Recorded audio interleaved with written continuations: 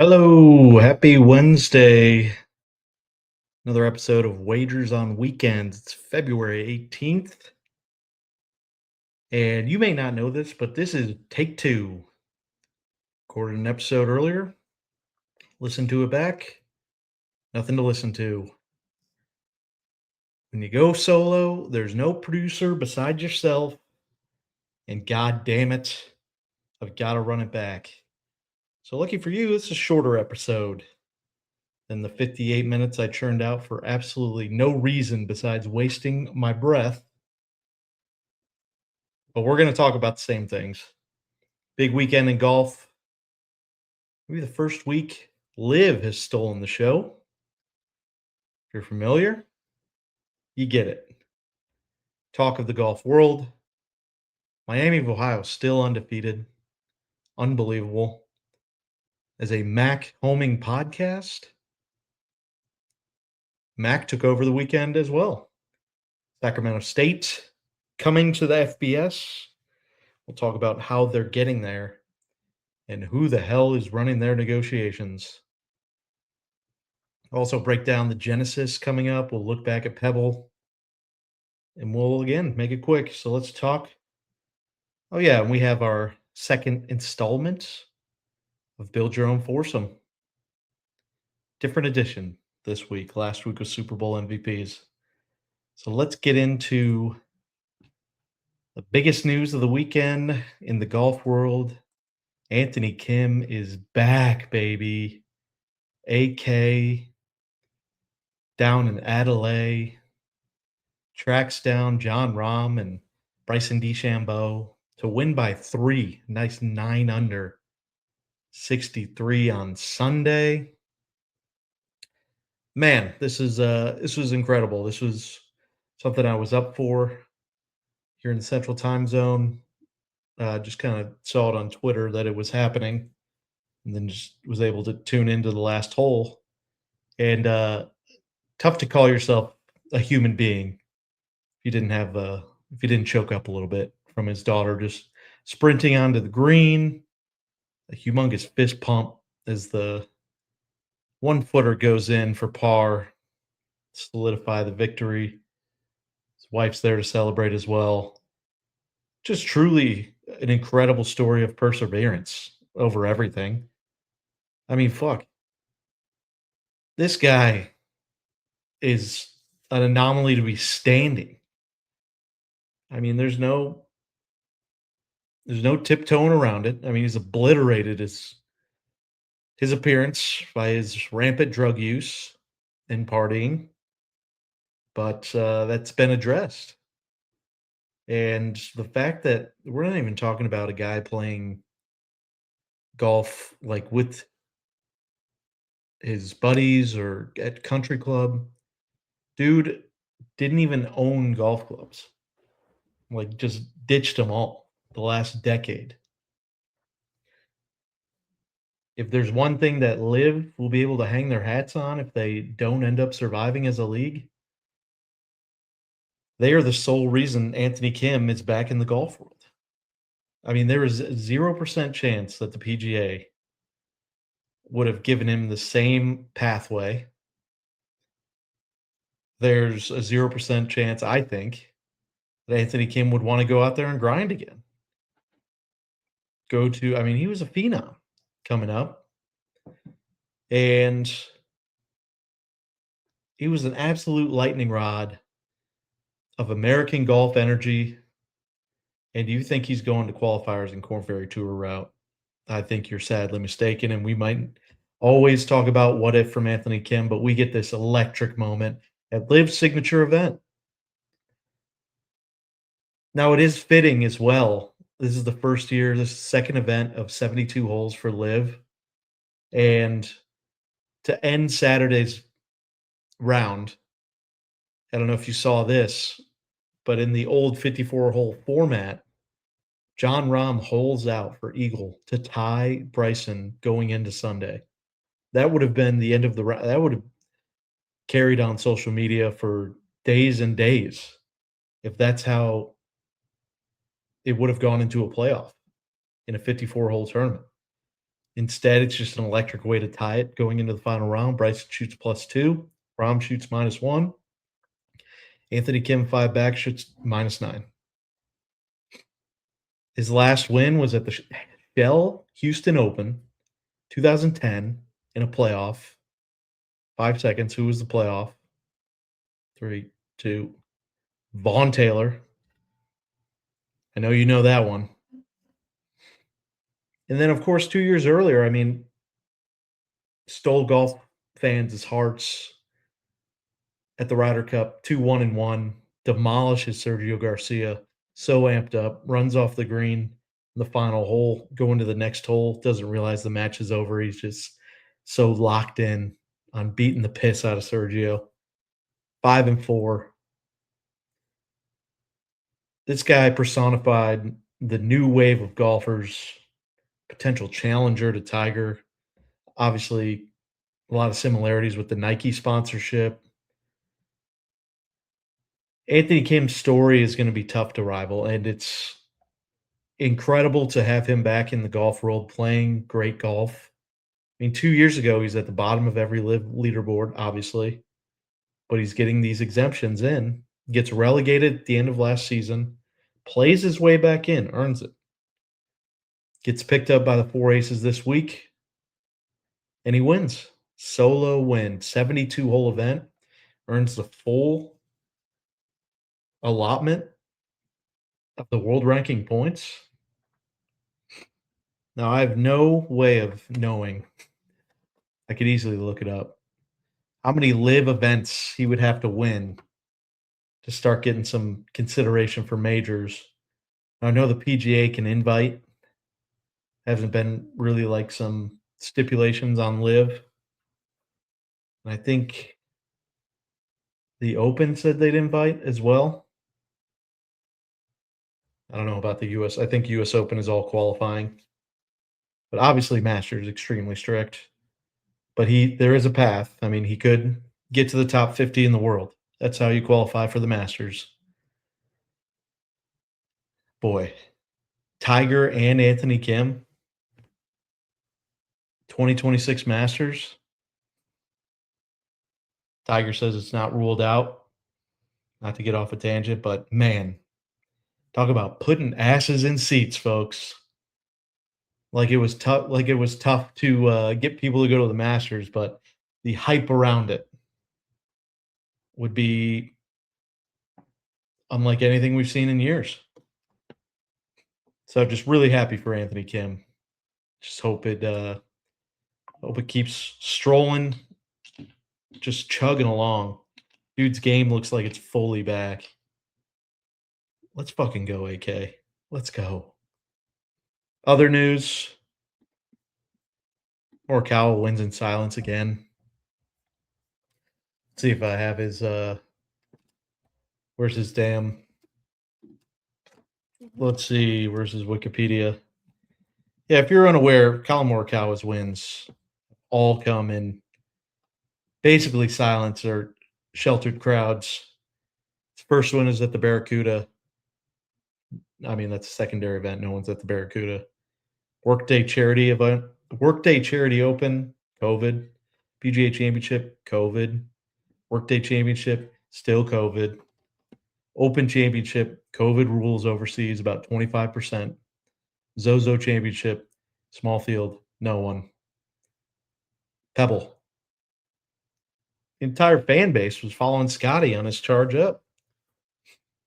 I mean, there's certainly a tough course to place fans. There's no room for really any, what would you call them? Apparatuses. You're not building some huge stadium on Pebble. So it makes sense. But it's no longer a coincidence, it's a pattern. Hey, everyone's playing the same course. You got to tip your cap. It was impressive. 10 under on Saturday. I think he, was like gained 9 strokes, something insane on approach. Broke even on putting. And that's what you get. If Morikawa gains in putting in a week, he's lifting a trophy. That's really how good his irons are. And he flexed that this week. Uh, so good on Morikawa getting that W. Is the PGA in the script making business now that they got the CEO from the NFL? Brought him over from the NFL roll app. Are they just gonna start sending off Scotty at even on Fridays? Like, "Hey, Scotty, you're not gonna need to play Thursday, but we're gonna let all the other guys go out. We're gonna send you out even 54 holes. Go chase them down." Because this whole plus 290 crap pre-tournament, nah, no thank you. Now Scotty plus 4,600, 12 back with 42 holes to go. Yes, please. Going into Sunday's round, he's 11 under. Akshay, he's 8 back. He was 46 to 1 going into Sunday's round. He goes birdie eagle. He's up to 12 to 1. That's how scared the books are of this goddamn locomotive that is Scotty Scheffler. He comes up a little short. I will say he missed a couple putts, but at the same time, he had some long putts that he made. So it evened out. It evened out. Uh, that was incredible. I've never seen a tournament that the odds up until about the 15th hole of the final round, there was no horse taking the lead. Everything was plus money. Everything was plus money until Morikawa hit that putt on 15 and he goes to minus 200. But that was one of the more electric live golf betting environments you'll ever see from how nobody wanted it. And then we'd be remiss not to shame Sam Burns. I mean, everyone's giving him shit this week. You cannot pass us as well. We may share the same last name, but I'm BE. That's a BU move to be 3 back, second to last group, and hit iron off the tee on the par 5 where wind is at your back and everyone is ripping it. Scotty had 180 yards in. Sam Burns, come on, buddy. This wasn't for a fucking major, all right? If you put it in the ocean, who gives a shit? Signature event. You're still going to finish top 15. Like, come on, bud. You make eagle there, Morikawa can make bogey. You're in a playoff. Absolute cowardly stuff. Cowardly. But yeah, other than that, pretty solid tournament week. Golf wise, we'll come back to the upcoming golf week later. And we'll cover the foursomes as well. But big news out of the MAC. Completely switching gears. Going to college football. Sacramento State has joined the MAC. Yes, Sacramento, California. There's not a Sacramento in like Sacramento, Missouri or something like that, just randomly, like Jacksonville State actually being in Alabama. 23 million entry fee. Gets them into the FBS. They're not sharing any of the MAC contract revenue for TV, and they have to pay for visiting MAC teams' flights. Who in the world is negotiating for Sacramento State? Did they let like one of the business majors do like a I don't know, like write a project on it? Did they take the top project earner? What the fuck? It's gonna be tough to survive. Let's see. Do we know Sacramento State alumni? No chance you know any Sacramento State alumni off the top of your head. Who is Sacramento State alumni? Oh, shit. Famous people. Famous. Ryan Coogler? Okay. I just don't think he's got that football donation money yet, though. Lester Holt. Hi, I'm Lester Holt. This is Nightly News. Eh, Tom Hanks. Wow. He's got that runaway to an island money. That's for sure. Creed Bratton from The Office. Nice. Let's see. Dun, dun, dun. Bobby McFerrin. Hello. Nothing. None of those people are able to just become a donor base. Who are the richest here? Let's see. Richest. Got Dale Carlson, the Sleep Train, probably a mattress store. You got a real estate developer, massive in commercial real estate. All right, that's fine. Yikes. Yikes. Yeah. Don't know how that's going to work out financially. I would have to guess that they're looking to just get their foot into the FBS door. It's a big market. Get recruiting, schedule an incredibly tough non-conference schedule, and bounce from the MAC within 2 years. Get to the Mountain West. I guess that would have to be the path. Just using the MAC for a path to the FBS, and that's fine. That's fine. We're okay being the nice date. Hey, still a date. Still a date to the prom. You want to take us for ulterior motives? That has to be on your conscience. We're still going to the prom. It's a big addition for the MAC, losing Northern Illinois, gaining Sacramento State. Northern Illinois loses their coach today. Tough. Another big addition to the MAC, Miami still doing it. A little bit of a scare this past Tuesday, tied with 7 minutes to go against UMass. UMass also gave them a scare earlier this week. 16-8 run to finish out the game.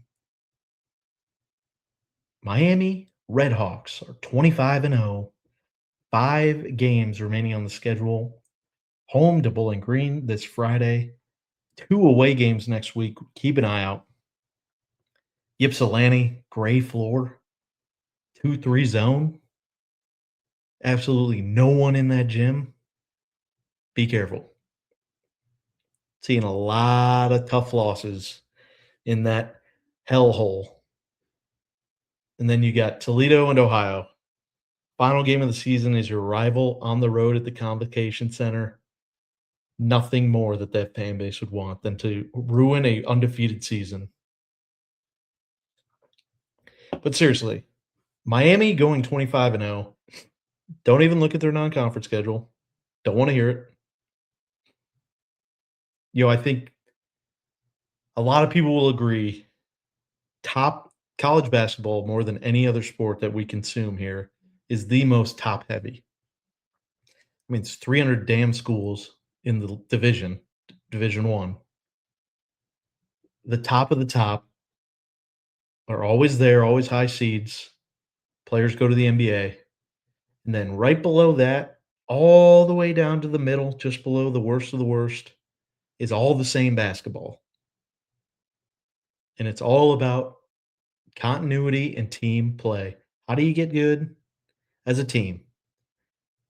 And that's how you build a college legacy. It's not about dropping 30 when you're just going to go work for goddamn McKinsey or some accounting firm after school. You're just going to go start selling software. Your fun fact is going to be that you scored 15 a game for the Manhattan Jaspers. No.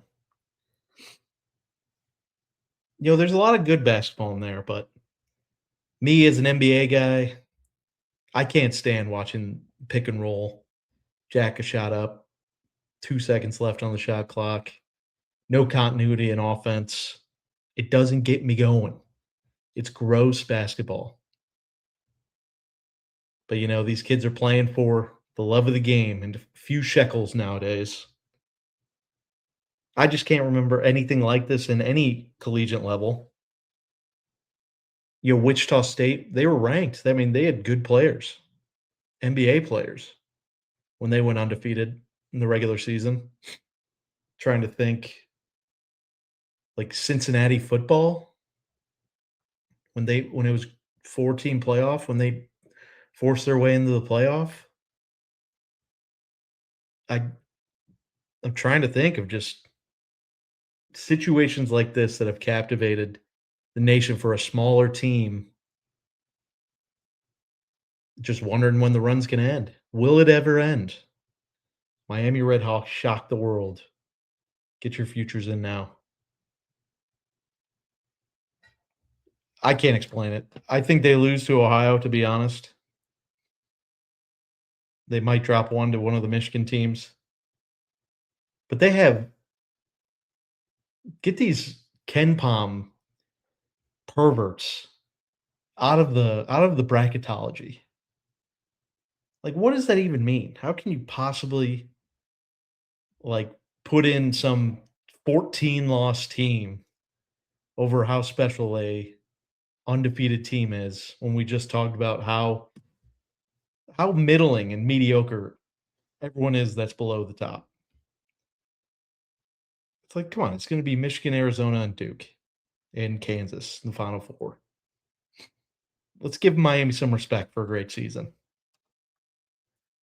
Not get the 12th Big 12 or Big 10 team in there for no fucking reason. All right, back to golf. Let's do it. This week, we continue our series. A little fun one today. Make your own golf foursome pairing. This week, taking a little homage from Pebble Beach, Pro-Am celebrities. Although it's kind of morphed from a fun Pro-Am celebrity tournament to executive board, CEO. How much money can you slap down for us? There was very few celebrities shown, very few celebrity shots shown. Scotty played with TaylorMade CEO, and Scotty goes out and shoots even day one. I mean, if I'm TaylorMade CEO and that's my number one guy, I mean, my horse for the next decade and a half, if I'm not jacking every one of my putts beyond his, so I can then go and give him a read on every single green after he just fires an even, he's tied 62nd. What am I even doing running the company? Like, let's get it together. I mean, the guy was listed at like a 3 handicap. You've got one job, and that's show Scotty the line every time, every single time. But what do I know? Would some say that's a bad sportsmanship? It's a pro-am. You're on the same team. Same team, guys. Same team. And guess what? They only play day 1 and 2. Scotty's all on his own day 3 and 4. He'll be all right. Just saying, after day 1, what do I know? Anyway, I thought it'd be best to build your pro-am foursome pairing, obviously including yourself, with celebrities that play golf, not just stay go grab celebrities. This is celebrities that you usually see around these pro tournaments. May have see them in Tahoe, things like that. Here you got guys like, Mark Wahlberg. No, thank you. Alice Cooper, pretty good. Let's see, Matt Damon. Bill Murray. No, thank you. It's just too much goofing around on the course. Am I wrong about Bill? His lore has been built up to this otherworldly status. Don't know the guy at all. Just go off what I see from what's presented to me. Seems like a miserable partner, in my opinion. Bieber smacks it around out there. You got Kelsey and Mahomes, Rodgers. Obviously, we talked about playoff winning quarterbacks last week. Ruffalo plays a little golf. Will Ferrell. Some of these comedians don't have the good handicap to go with the antics. It's like I can only take so many one-liners with you shanking it off the tee. So I built my foursome off of some criteria of story making ability, storytelling ability. Someone's got to be good at golf and degenerate capabilities. So I think we covered all the bases here with the three that I feel would be a great pro-am celebrity foursome. AI again makes me look like a damn hobbit approaching the first tee because just to the right, our right, your left, Justin Timberlake. One handicap, according to this website, guy loves golf. Now, I better be driving the cart, though. Don't want to spoil any world tours. But I mean, I think I've seen the guy with a cigar. Throw back a couple, obviously. We'll have a little fun out there and can throw some darts. You're a one. You have dart throwing ability. Not to mention, this would be the second in sync member I've met. Met Chris Kirkpatrick at a charity event a couple years ago. We're saving dogs. Great guy. So it'd be tough to beat that, JT. But his golf playing ability, I think, would help. Second, this is where the bad golfer would come into play. Storytelling trumps the bad golf playing. It's Happy Gilmore himself, Adam Sandler. Saw the Sandman on the Breaking 50 video, I think, this year, maybe last year. Oh, yeah, it was right before Happy Gilmore, too, with Bryson. Basically, what I saw was a guy that knows his way around a golf club and course, but just never plays. That's the type of golfer I saw. He can get into a couple. Of course, he's going to rile up the team, rile up the group with one Happy Gilmore swing, a showman above all else. I mean, that gets the group going, especially if it's off one. Oh, man. Talk about setting the tone, setting the absolute tone. Adam Sandler. And great story. I mean, SNL days. This is a guy you want as your partner to just really keep your mind off golf in between shots. And then speaking of, guy keeping your mind off golf, because if you're watching anything he's doing, you don't want that to be contagious.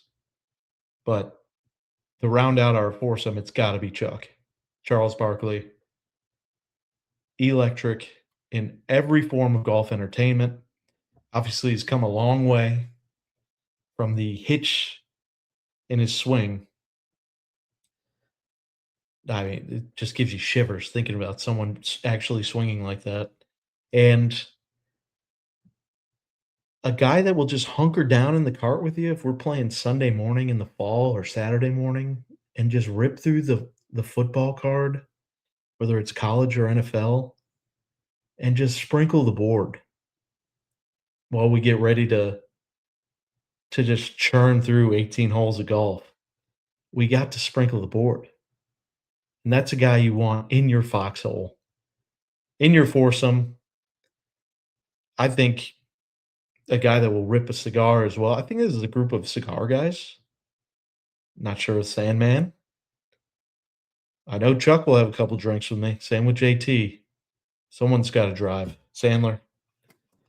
So all the bases are covered. Adam Sandler, Charles Barkley, Justin Timberlake, Pro-Am, celebrity foursome. What's yours going to be? Celebrity golfer foursome for the Pro-Am. Love to hear it. Let me know. All right, so make believe golf. On to the big boys and the Genesis. Oh, let's bring up the model here. No, I'm not going full screen. Talking custom model. And you will not believe who's popping for me this week. Yep, Scotty Scheffler. Oh, to win at the Genesis this year is going to be a little different than needed in years past. It's wet. It's wet in LA, folks. It's going to be not much rough, not very penal in the rough. And you're going to be able to throw some darts. Where in years past, it's springboard greens. So I'm going to say it's going to be playing a little easier than it has in years past. Really going out on a limb there. But when I look at Scotty, since losing off the tee in that first round of the Waste Management, he's gained 7 straight rounds off the tee. Last week, he lost 2 strokes in approach and then gained the rest of the week. Tee to green. He was incredible Friday through Sunday at Pebble. And then he's figuring out this POA. I mean, it's his worst putting, and he's already got 1 event by 5 strokes, and he's got 2 events where he just ran out of runway. So Scotty definitely the favorite here. You know, a few other statistics that popped from past winners. Birdie or better percentage. Scotty's second there. Rory first. Over 48% of your shots are going to come between 150 and 200. Scotty's second in both of those categories. You know, when I build these models, I'm a recent results guy. It's done well for me this year. Up 85 units. What of it? You know, I think it's good to compare.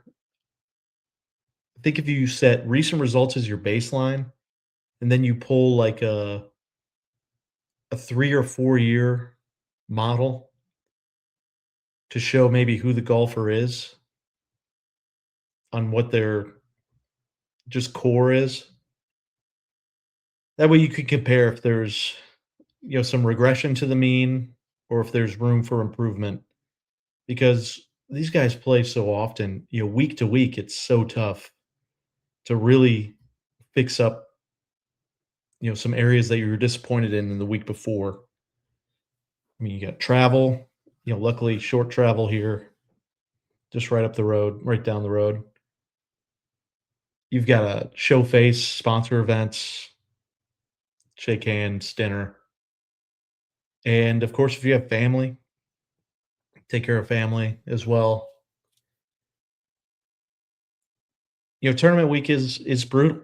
So when it comes to actually bettering yourself week to week, it takes longer than that. So you want to see who the golfer is and can they pop in areas like is that in their DNA? So I would recommend that as well. Siwoo pops a lot. You're gonna be on strokes gained approach. Siwoo first.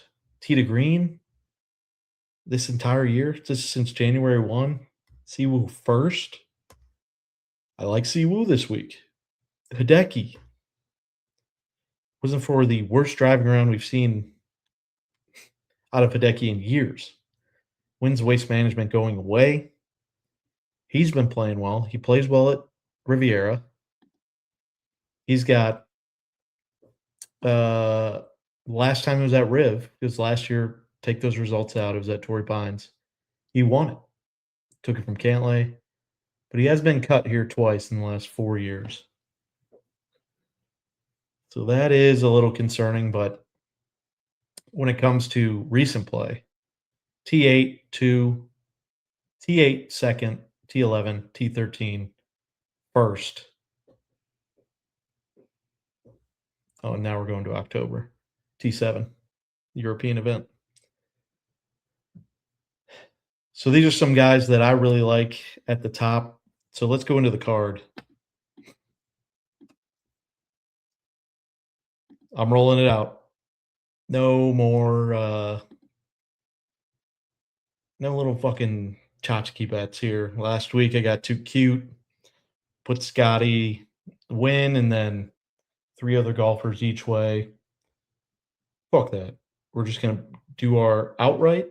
We're gonna do our place bets, and that's how we're going to bet other golfers. It's a single bullet Scotty week for me.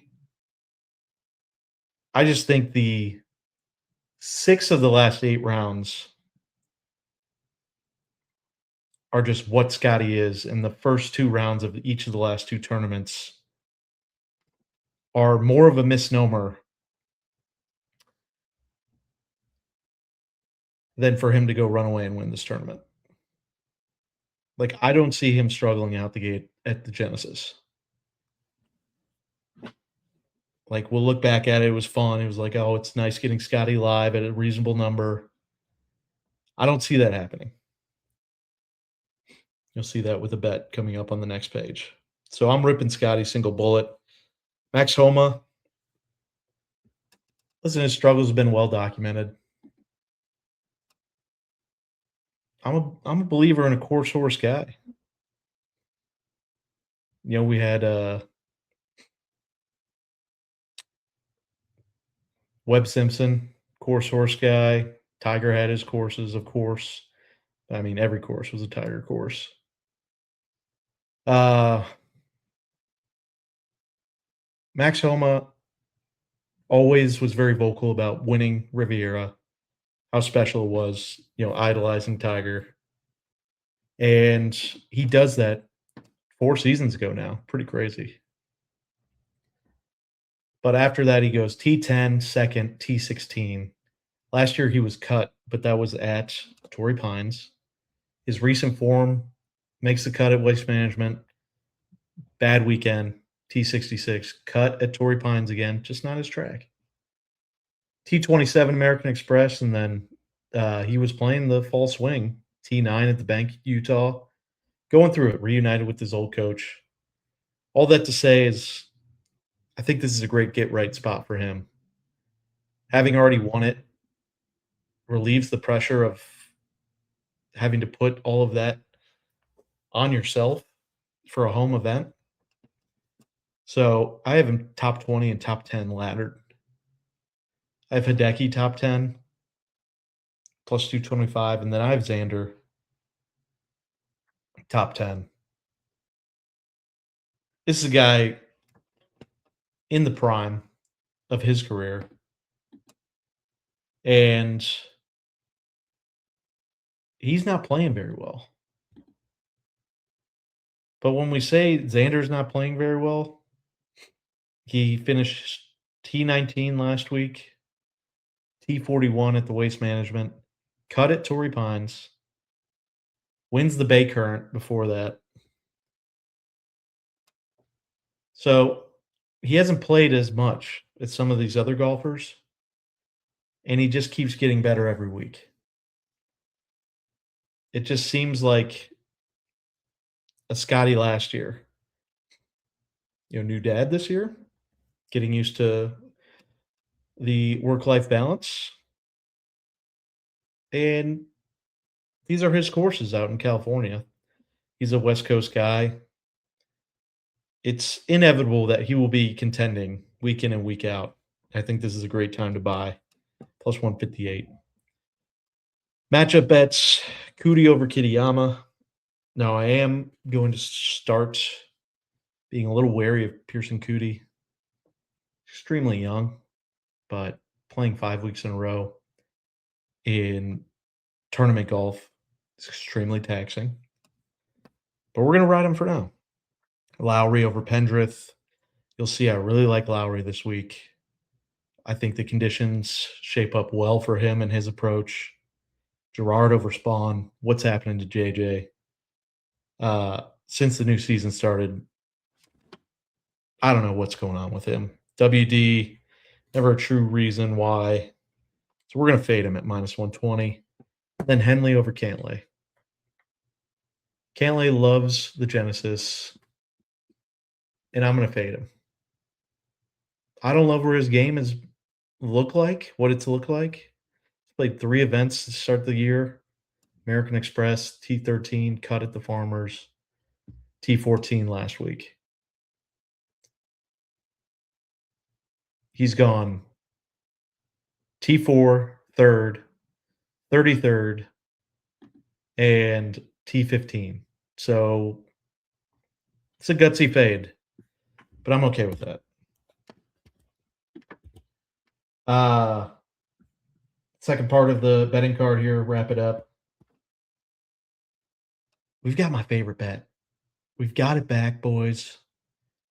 The whole winners of the tournament. We've got the par 3 bets. So basically, it just takes the 4-day total. And mind you, there is a cut this week.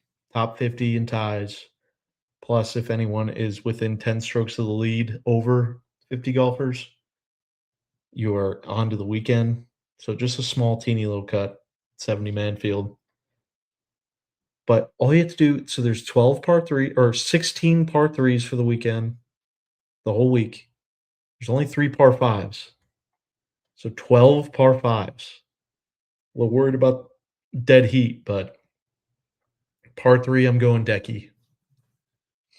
Ran away with the par 3 fields at Waste Management. Green conditions should be pristine for him, and he's been able to. I mean, no one better around the greens right now than Decky. Siwoo also just striking the ball incredibly well. Need ball strikers, need birdie getters to win these type of bets. And then Jake Knapp, best par 5 player statistically the last year and a half, 37-1. Yes, please. Thigala, been playing the par 5s pretty well this season. West Coast course, long shot, 57-1. Yes, please. We've got the El Tigre Tigers Tournament, El Tigre Parlay, Ryan Gerard, Hideki Matsuyama, Ricky Fowler, top 20, including ties. Xander and Rory, top 10, 48-1. Don't worry about the dead heat. These are all including ties. You're welcome. You're welcome on that one. First round leaders, I like 3 of them. I'm ripping 3 of them. I like Jake Knapp. This is a ride the hot hand type of guy. I don't know if he has the stamina to get a win across the finish line here from how many weeks in a row he's had to play. But first round, coming out swinging. I could see it. A bomb and gouge type of guy could easily overpower this course round 1. Lowry, same thing.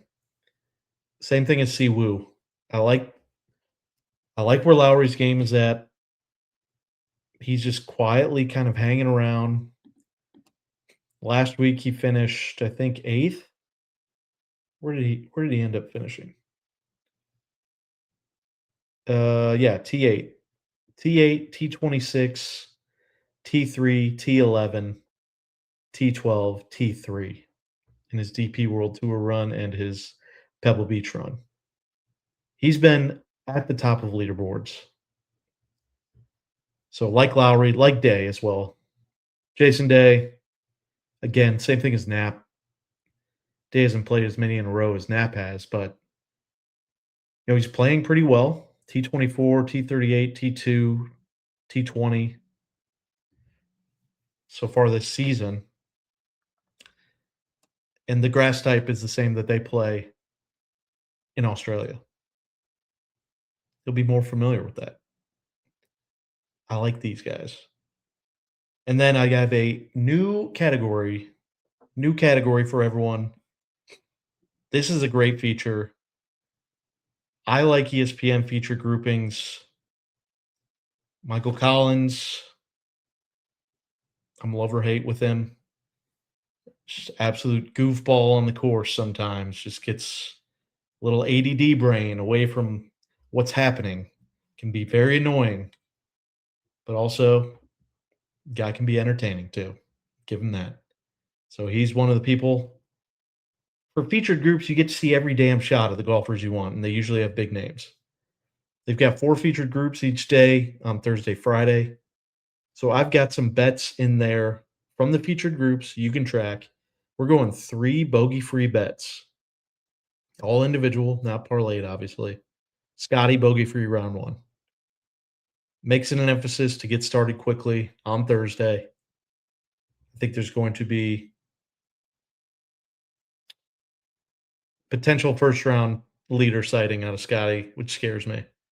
Si Woo, again, he finished well on Sunday, 7 under. He just had a miserable Saturday.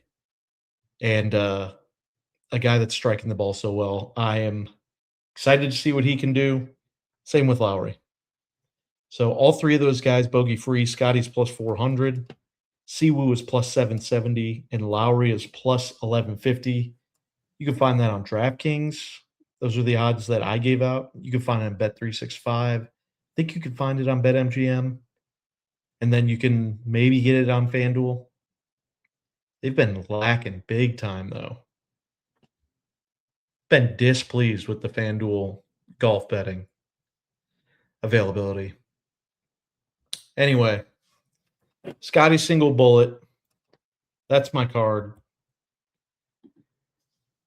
Looking forward to a hell of a fucking weekend in golf as we get geared up for the Cognizant next week, baby. Brooksy's back, chasing around Jupiter courses again.